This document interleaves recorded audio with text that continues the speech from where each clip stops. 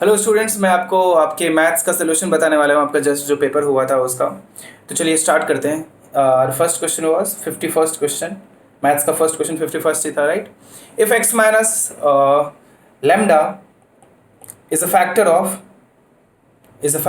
x4 minus lambda x cube plus 2x plus 6, right? Then the value of lambda. Now factor theorem, suppose this is px, okay? ये एक P x polynomial है, इसका factor is x minus lambda. If x minus lambda is factor, मैंने आपको बताया था from factor theorem में आपने पढ़ा होगा कि P of lambda will be equals to zero because वो उसका फैक्टर है। Now put lambda, so this will be lambda 4 minus lambda into lambda cube, x की जगह पर लैम्डा रखना है, right? Plus 6 will be zero, ये तो कैंसिल हुआ, so lambda will be -6/2, that is -3. So answer is option 4, which is -3. Okay. Now let's go for the 52nd question, and which is if 2576a456b is divisible by 15. Now 15 की divisibility क्या होती है, आप ये सोचो। 15 की divisibility, अब 15 के को प्राइम फैक्टर्स देखो 3 and 5. Now numbers should be divisible by 5 and 3, right?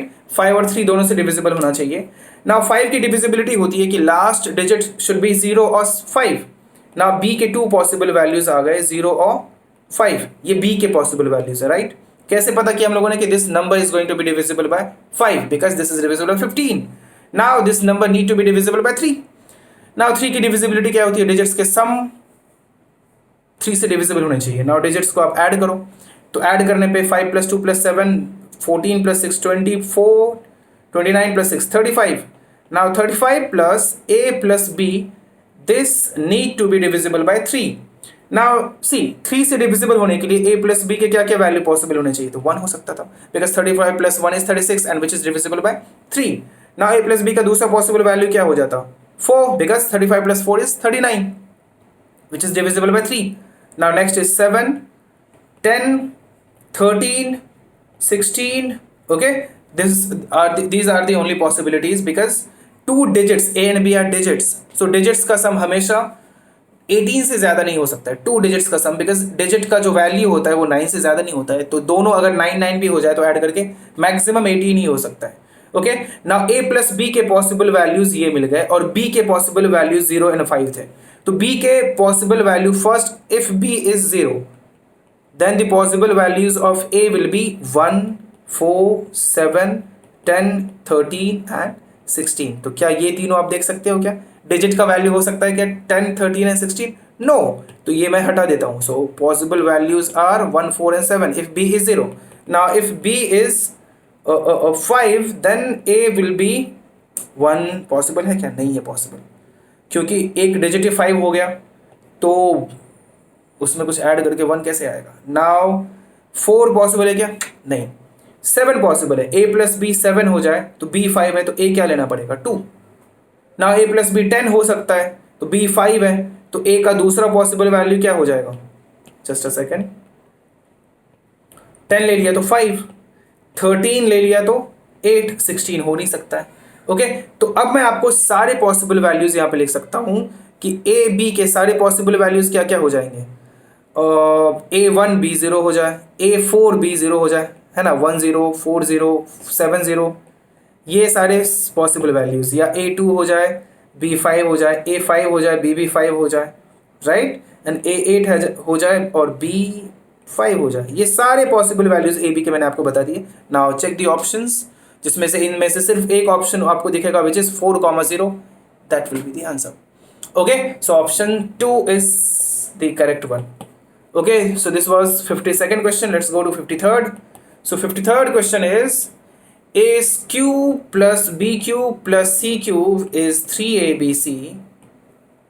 कब होता है? वैसे बचपन से हम लोग पढ़ते हैं, बचपन से क्या पढ़ते हैं कि if a plus b plus c is 0 then a cube plus b cube plus c cube is 3abc. But यहाँ उल्टा है. अब a cube plus b cube plus c cube 3abc के इक्वल है. That means a cube plus b cube plus c cube minus 3abc is 0. यहाँ से मत सोच के आप आंसर आप टिक कर दोगे शायद सेकंड वाला, आपको थोड़ा सा सोचने को लगेगा तो, बट नहीं.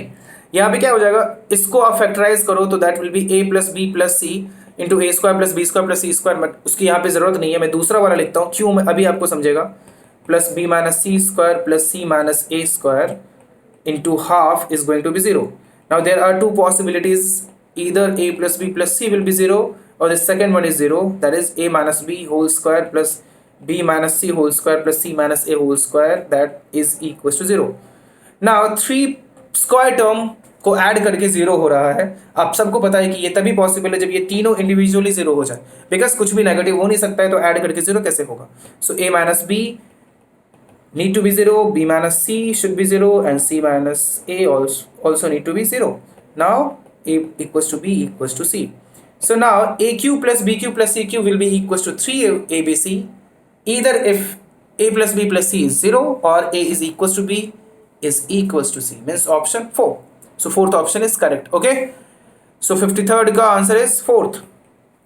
Now 54th question is, if a b c are any 3 sets then a union b, अब यहाँ पे a union b intersection c है, right, a union b intersection c आ रहा है, ये किसके इक्वल है। आप ऑप्शंस को देखो तो आपने ये फॉर्मूला से ही देखा होगा कि a union b आपने अलग ले लिया और फिर ये आपने फॉर्मूला ही देखा होगा, ये तो सीधे फॉर्मूला ही आ गया आपका a union c, राइट, ये फॉर्मूला आपने देखा था। So option first is correct. Okay, so this was question number 54. Now let's go to 55.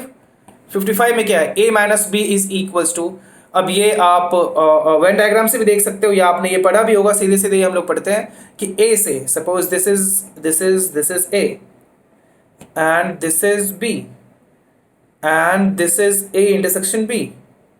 Now yellow से ग्रीन को सब्ट्रैक्ट करो या ब्लू को सब्ट्रैक्ट करो, बात तो सेम ही है ना। अगर आप सेट ए से सेट बी को सब्ट्रैक्ट करते हो, उसका मीनिंग क्या होता है कि बी के सारे एलिमेंट जो ए में है उसे सब्ट्रैक्ट करना होता है। सो बी के सारे एलिमेंट जो ए में है वो तो ए इंटरसेक्शन बी ही होता है ना, राइट, वो ए इंटरसेक्शन बी ही होता है। नाउ सो ए माइनस बी, आप ये याद भी रखो जो आपको पता भी होगा, that is A minus A intersection B, means which option is correct, fourth option. Okay, so this was question number 55। Now आगे बढ़ते हैं, क्वेश्चन नंबर 56 पे आते हैं। 56th क्वेश्चन इज,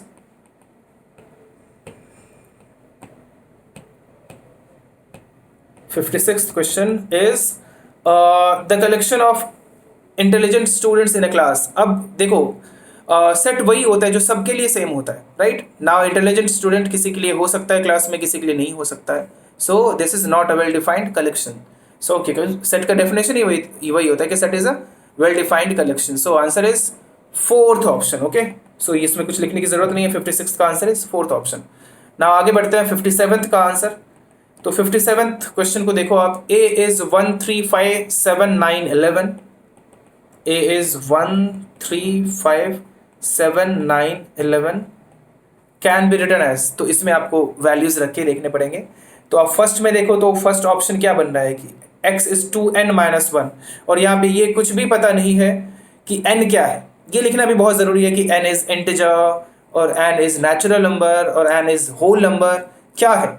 तो फर्स्ट ऑप्शन में तो आप n कुछ भी रख सकते हो, आप 0 रख सकते हो, आप 1/2 रख सकते हो, आप 1/7 रख सकते हो, तो फर्स्ट ऑप्शन तो नहीं होगा। सेकेंड ऑप्शन में देखो तो फर्स्ट में तो चांस ही नहीं है। सेकेंड ऑप्शन की बात करें तो x a क्या हो जाएगा 2n plus 1 and n is natural number यहाँ लिखा है, and n is equals to 5 वो भी लिख दिया। तो there is only one value of x is possible which is 5 into 2 plus 1 that is 11। तो सेकेंड ऑप्शन बिल्कुल a जैसा नहीं दिख रहा है। थर्ड ऑप्शन की बात करें तो x के क्या पॉसिबल वैल्यूज हैं, where n belongs to natural number and n is less than equals to 6, means n के क्या क्या पॉसिबल वैल्यूज हो सकते हैं 1 2 3 4 एंड 5, यही पॉसिबल वैल्यूज हो सकता है। तो अब आप 1 रखोगे तो 2n माइनस 1 विल बी 1, आप रख के देखो। 2 रखोगे तो 3, वो वैसे भी ऑड नंबर्स की बात हो रही है तो रख के देखने की आपकी ज़रूरत भी नहीं है, आप आराम से रखते चले जाओ। 6 एक्चुअली वहाँ 6 के इक्वल भी है तो 6 भी होगा यहाँ पे, एंड 9 एंड 11, तो आपको ये बिल्कुल दिख रहा होगा सेट ए जैसा। सो answer is third option. So 57th का आंसर इज ऑप्शन 3। 58th पे आते हैं। Now the 58th question is, there is a universal set and elements are 1 2 3 4 5 6 7 8 and 9, and set A is 1 2 3 4, set B is 3 4 5 6, set C is 5 6 7 8. Now if you need A union B intersection C dash, तो अलग से आप find कर लो A union B आएगा क्या, N A union B की बात करें तो A यूनियन B आप करके देखो क्या आएगा, 1 2 3 4 5 6, और C डैश क्या आएगा, C dash n C dash क्या आने वाला है, will be n U minus n C होने वाला है। ओके, यूनिवर्सल सेट से सब्ट्रैक्ट कर देना, मीन्स इसमें वो सारे एलिमेंट जो सी में है वो सबको हटा दो, तो क्या क्या है 1 2 3 4 5 6 7 8 नहीं लेना है, एंड 9 बचा। Now this is n C dash, now intersection n A union B था राइट, या इंटरसेक्शन सी डैश, ये क्या हो जाएगा, विल बी इसके और इसके बीच इंटरसेक्शन 1 कॉमन दिख रहा है, 2 दिख रहा है, 3 दिख रहा है, 4 दिख रहा है, 1 2 3 4। So which option is correct? Second option is the correct answer. This was 58th. 59th पे आते हैं. Now 59th question is if A and B are any two set, then ये तो ऑप्शन देखना पड़ेगा, A minus B intersection B. So A minus B intersection B की बात करें तो A से B के सारे एलिमेंट हटा ही दिए हम लोगों ने, तो उसका B के साथ इंटरसेक्शन कुछ आ सकता है क्या, नहीं आ सकता, ये तो 5 होगा, बट ऑप्शन में A दे रखा है, पॉसिबल ही नहीं है। ओके, तो फर्स्ट ऑप्शन रॉन्ग हो गया, और यही थर्ड ऑप्शन में मुझे दिख रहा है, तो थर्ड ऑप्शन ही हो जाएगा। Okay, so third option is correct. बाकी दोनों ऑप्शन में आप ऐसे ही चेक कर लो, आपको वो दिख जाएगा कि वो क्यों गलत है। ओके, नाउ ये था 59th क्वेश्चन। 60th क्वेश्चन में आते हैं, क्वेश्चन नंबर 60 में आते हैं हम लोग। Now the 60th question is if the Venn diagram in the Venn diagram the shaded region is represented by what? अब ये आपको दिख रहा होगा, ऐसा कुछ है। Now this and this is the shaded region. तो ये क्या है, A यूनियन B को छोड़ के राइट, सब कुछ A यूनियन B डैश, तो ये क्या हो गया, first option is correct. Okay, so this was question number 60।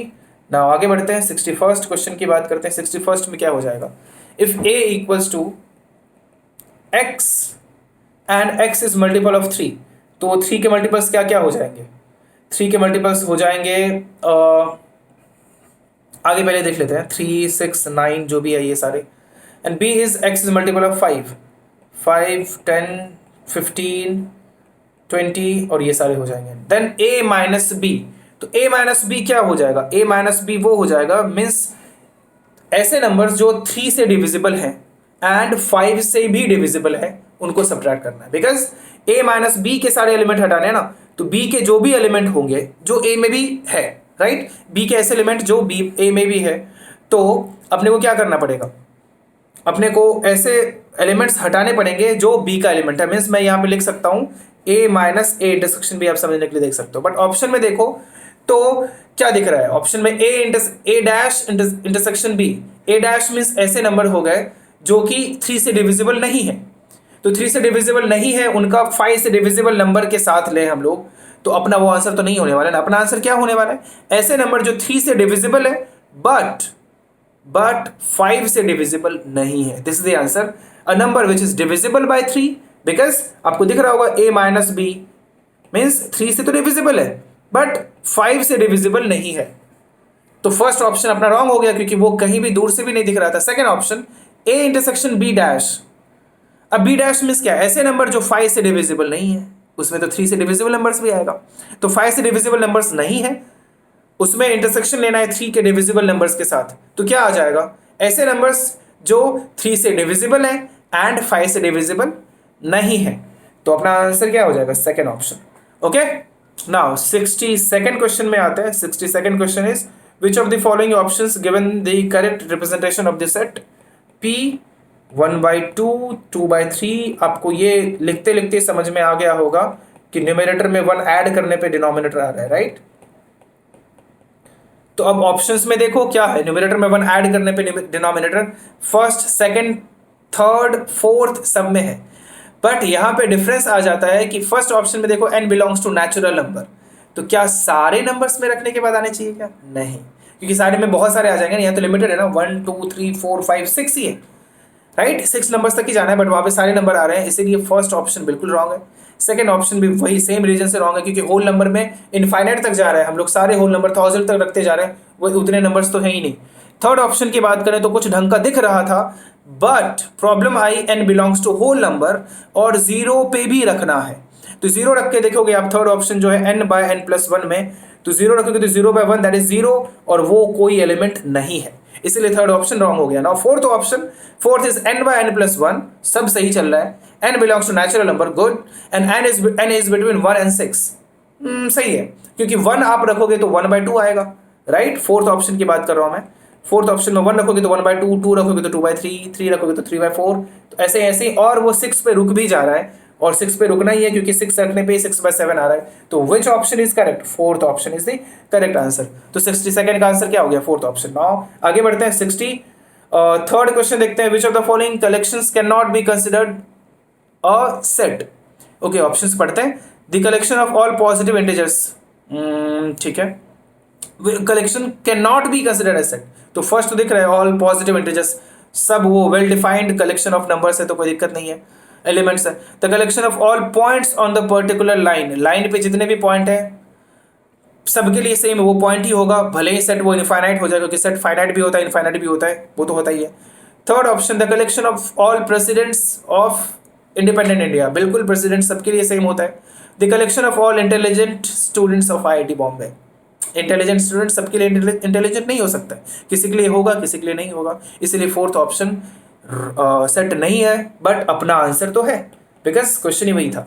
So this was question number 63। Now आगे बढ़ते हैं, 64th question is the number of positive integers satisfy the inequality x is between 9 whereas 9 is not included but -3 is included, and x is between 4 and -5, -5 is not included but 4 is included। तो मैंने जो आपको method बताया था वो देखो, या आपने बिल्कुल देखा होगा, ये x is between -3 and 9 कहीं तो होगा ये, राइट, -3 से 9 ले लिया, -3 is included but 9 is not included। now between -5 is and 4, this is -5 इधर कहीं होगा, 4 इधर कहीं होगा, उनके बीच ले लेते हैं अपन, 4 को इंक्लूड करना है बट -5 को एक्सक्लूडेड रखना है, क्योंकि वहां पे इक्वालिटी का साइन नहीं है। तो अब देखो कौन सा वैल्यू है जो दोनों में दिख रहा है, कौन सा वैल्यू है जो दोनों में दिख रहा है, ये वैल्यूज दोनों में दिख रहे हैं। ओके, सो अपना आंसर क्या होने वाला है, x बिलोंग्स टू -3 to 4, और दोनों इंक्लूडेड होगा, बिकॉज दिख रहा है आपको यहाँ की दोनों इंक्लूडेड है। Now the question is the number of positive integers. अब -3 और 4 के बीच क्या क्या पॉजिटिव इंटीजर्स हैं, 0 तो पॉजिटिव है नहीं, 1 2 3 4, so answer is 4, option 1 is the correct answer. Question number 64 था ये। 65th पे आते हैं। 65th question is consider the following 5 statements. Statement 1 is A belongs to A, good, सही है, अच्छी बात है। Option 2, A and B belongs to A, ठीक है।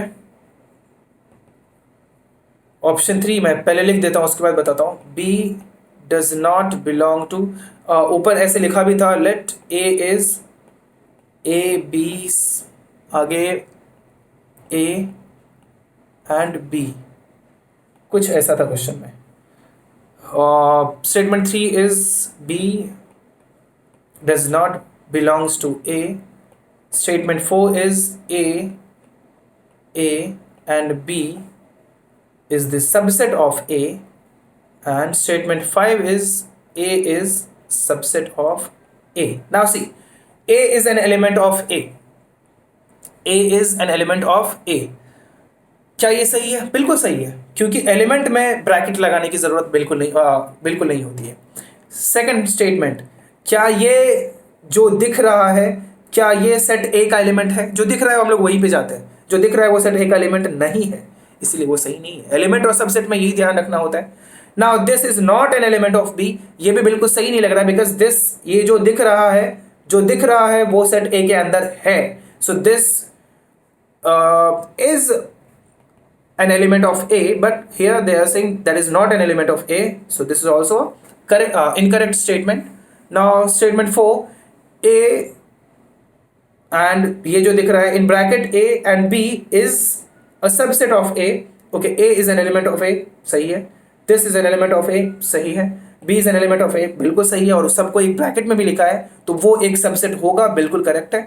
Now the fifth one is this is N subset of A. Subset means क्या, जो bracket के अंदर लिखा होता है वो उसका एलिमेंट होना चाहिए, तो ब्रैकेट के अंदर ए है वो उसका एलिमेंट आपको दिख रहा होगा। So this is also a correct statement. So कितने स्टेटमेंट आपको करेक्ट दिख रहे हैं? 1, 2 and 3। So answer is 3। So then the number of statements which are correct are or true are 3. So answer is option 3. Okay, so this was question number 65. आगे बढ़ते हैं 66th question देखते हैं. Now the 66th question is number of elements in power set of set A equals to A B C D. तो power set में हम लोगों ने फॉर्मूला पढ़ा है 2n होता है ना। So number of power set of A will be 2⁴ because there are 4 elements. So answer is 16. Option 2 is correct. Okay, so this was question number 66. आगे बढ़ते हैं 67th का आंसर देखते हैं।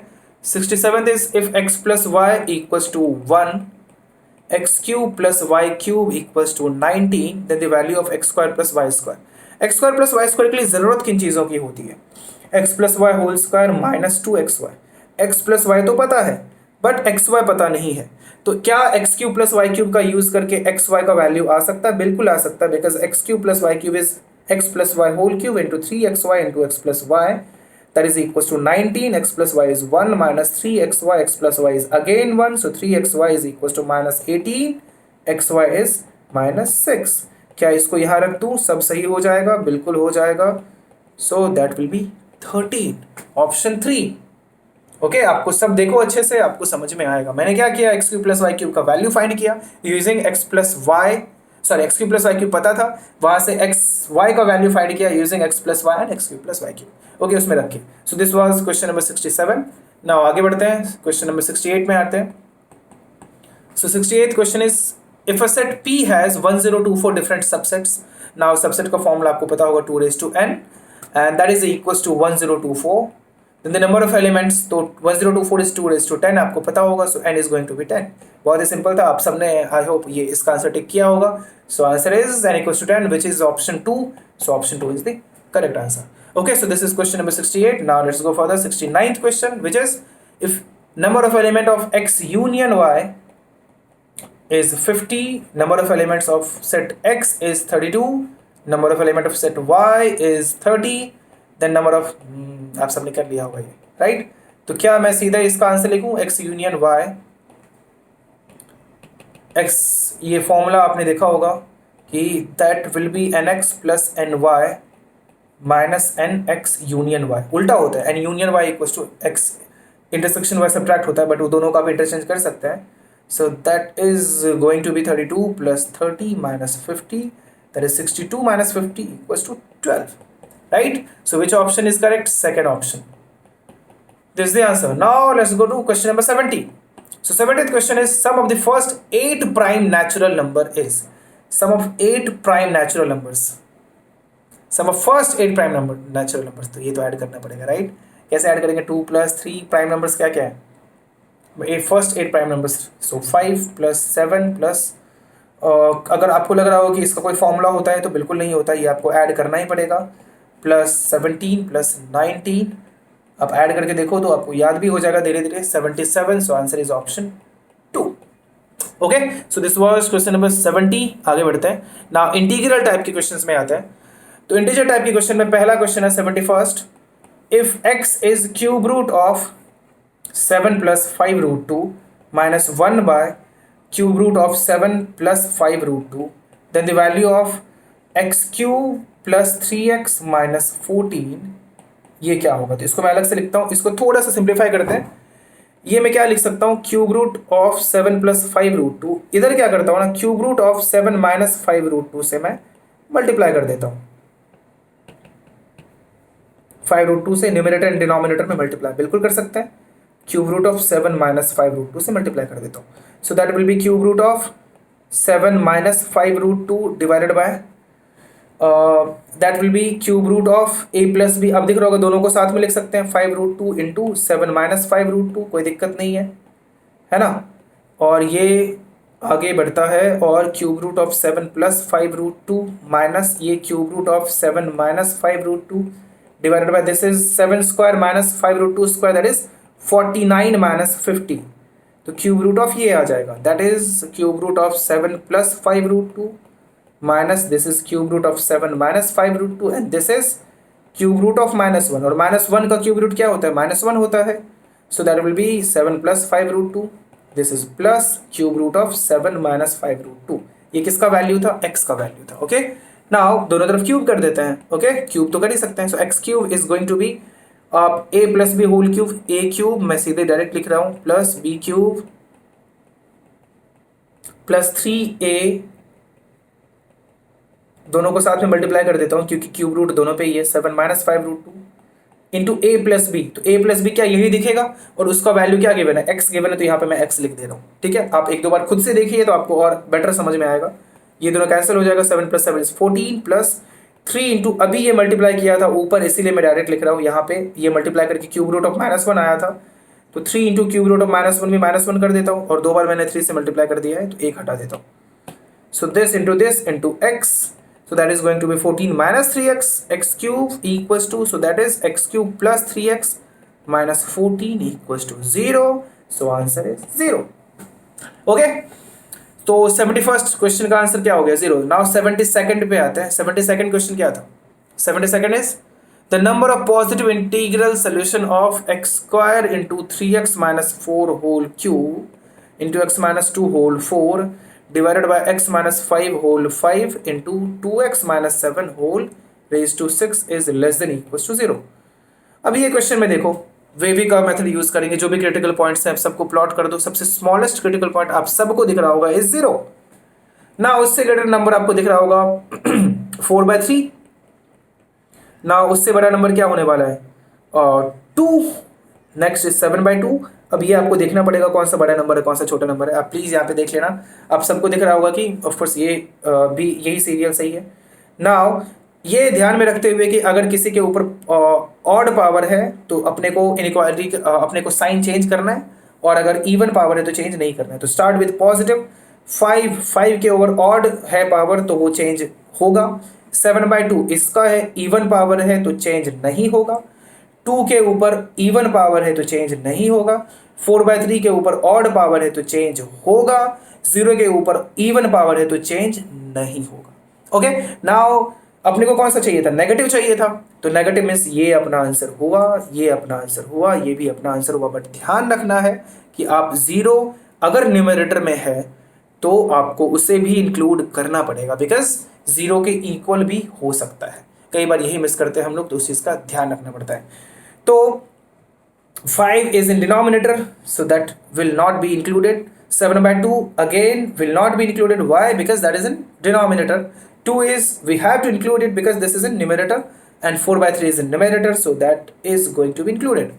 So our final answer will be x belongs to 4/3 to 2. Now 2 पे कोई problem नहीं है, वो इंक्लूडेड है, तो मैं 7/2 कर देता हूँ, कोई दिक्कत नहीं है। यूनियन 7/2 to 5, यूनियन 0 अकेला हो जाएगा। ये आंसर होता अगर इनइक्वालिटी को सॉल्व करना होता। But the question is number of positive integral solution, integral में सारे इंटीजर्स। नाउ 4/3 एंड 7/2 के बीच 4/3 is around 1 point something and 7/2 is around 3 point something, तो एक ही इंटीजर दिखा अपने को, 1 पॉइंट समथिंग से पहले 1 आ गया तो वो तो लेना नहीं है। सो 2 is one of the answer and 3, 7/2 and 5 के बीच जाते हैं, 7/2 से जस्ट बड़ा 4 will be included. So इसके बाद 5 ही आएगा, but 5 is not included, so answer is 2, 3, 4। तो कितने इंटीजर्स हो गए, 3, 2, 3 and 4, so answer is 3। Okay, this was question number 72. Now 73. The 73rd question is the number of roots of the equation। इसमें आप लोगों ने शायद गलती की होगी अगर आपने पहले थोड़ा सा ध्यान नहीं दिया होगा तो। Now इसको आप सॉल्व करने में इसको काटो, बिल्कुल काटो, बट जब भी वेरिएबल को आप काटो तो आप इस चीज़ का ध्यान रखो कहीं डिनोमिनेटर 0 तो नहीं हो रहा है, कहीं डिनोमिनेटर 0 तो नहीं हो रहा है, इस चीज़ का ख्याल रखना होता है। अगर डिनोमिनेटर कहीं पे 0 हो रहा हो तो फिर वो हम लोग वैल्यू कभी नहीं लेते हैं। यहाँ पे x 1 पे 0 हो रहा है डिनोमिनेटर, इसीलिए 1 के इक्वल x अब कभी नहीं होगा, और यहाँ पे बाकी जो बचा x इक्वल टू 1 ही आ रहा है, बट 1 तो पॉसिबल नहीं है। ओके, तो इन दोनों का इंटरसेक्शन लेते हैं। इन दोनों का इंटरसेक्शन क्या दिखा आपको, कुछ नहीं दिखा, तो x बिलोंग्स टू 5, तो x के कितने वैल्यूज पॉसिबल है, x इक्वल टू फाइव आया तो x के कितने वैल्यूज पॉसिबल है, 0, तो our answer will be 0. Okay, ये था 73rd क्वेश्चन. 74th पे आते हैं. So 74th question is number of integers in the solution set of the equation 1 by x minus 1 is greater than 1. इसमें number of integers in the solution set अपने को integers ढूंढना है. तो सबसे पहले इनइक्वालिटी में हम लोग क्रॉस मल्टीप्लिकेशन कभी नहीं करते हैं. So x minus one is greater than 0. So 1 minus x plus 1 by x minus 1 is greater than 0. ओके, यही करते हैं हम लोग. So that will be 2 minus x by x minus 1 is greater than 0. Now सब कुछ x माइनस समथिंग के form में होना चाहिए, तो माइनस एक कॉमन लेना पड़ेगा. Is greater than 0, negative sign को दूसरी तरफ भेजो तो x minus 2 by x minus 1 is less than 0. Now जैसे ही आप यहाँ पे वेवी का मेथड यूज़ करोगे तो आपको पता चलेगा प्लस माइनस प्लस अपने को नेगेटिव चाहिए, तो ये अपना आंसर हो जाता है. सो x बिलोंग्स टू 1 to 2 आ जाता है. But the question was number of integers, तो क्या 1 और 2 के बीच कोई इंटीजर है? नहीं. So answer will be 0. Okay, so answer will be 0. तो 74th क्वेश्चन का आंसर भी 0, 71 का भी 0 था, 73rd का भी 0 था. 3 क्वेश्चन के आंसर आपको 0 ही मिले हैं. 72nd का आंसर 3 आया था. So this was question number 74. Now let's move on to 75th question. And that is, if A, B, C are real and distinct number, then the value of A minus B whole cube plus B minus C whole cube plus C minus A whole cube divided by A minus B into B minus C into C minus A. ये आप सबने I hope किया होगा, because हम लोगों ने पढ़ा है कि A cube plus B cube plus C cube is equals to 3abc if A plus B plus C is 0. Now C, A के प्लेस पे A माइनस बी है, B के प्लेस पे B माइनस सी है, C के place पे C minus C है. ये तीनों ऐड होके 0 हो रहा है, इसलिए इसका वैल्यू क्या होने वाला है? 3 इंटू, जस्ट अ सेकेंड, इसका वैल्यू क्या होने वाला है? A 3 into A minus B into B, sorry हाँ, या B minus C into C minus A divided by A minus B into B minus C into C minus A. ये दोनों cancel हो गया, that is equal to 3. So answer क्या हो गया इसका? 3. Okay, so this is it. सारे question हम लोगों ने कर लिए, तो आप इसको देखिए एंड प्रैक्टिस कीजिए, रिवाइज कीजिए सारे क्वेश्चन को वापस करके. Thank you so much, bye bye.